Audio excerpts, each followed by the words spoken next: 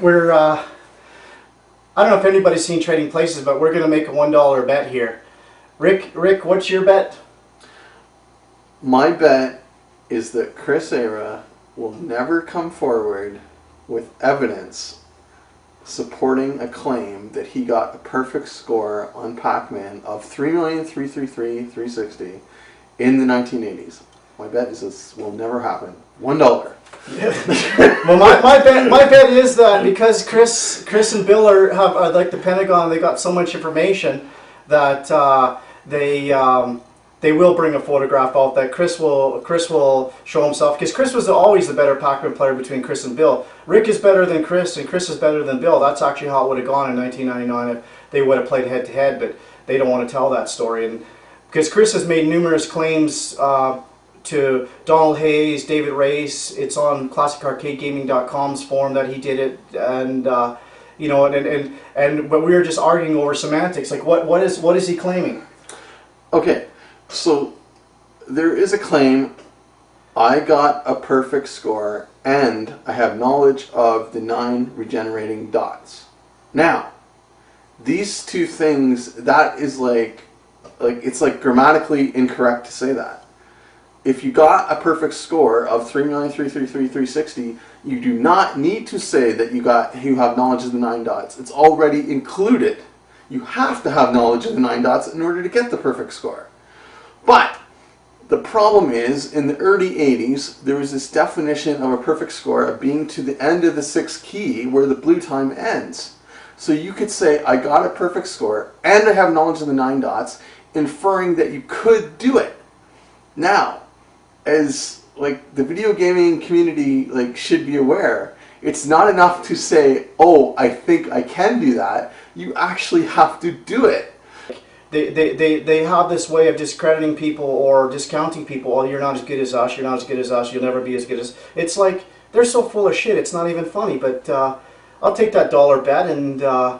Chris, you better not let me down, man, or I'm going to be disappointing you, man. It's just like, you're not a liar, are you? Anyways. So yeah, I'd like to say something else.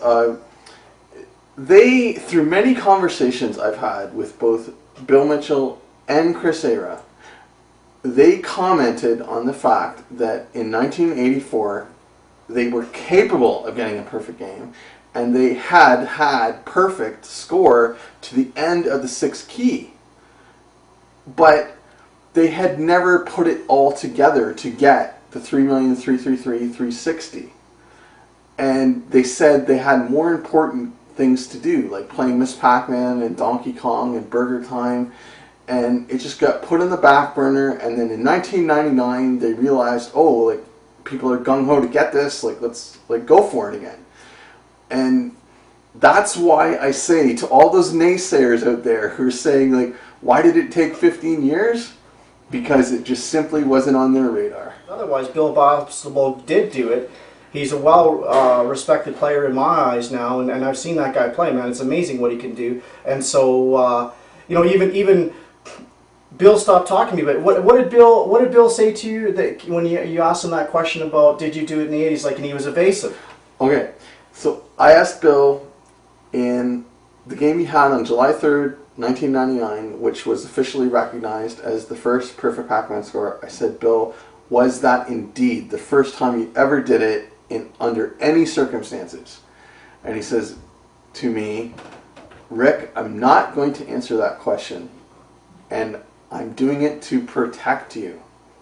But Bill, like, he needs all the attention in the world. Like, he wants to be the only one, or, you know, it's like a black hole or whatever, sucking all the light out. Like, no one can say anything else except what he lets you, and it's like, that itself is wrong. Like, and it's not, you know, he's trying to create ideas that I hate him or whatever. Like, no, it's not that in any way, shape, or form. It's like, dude, like, why would you do something as devious as this, try and get all the adulation or whatever like that, when the whole thing is a joke?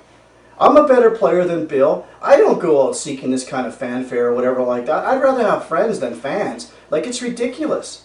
You know? Well, that's the bottom line. Like, I believe they had the knowledge to do it in the early 80s, but they just chose not to.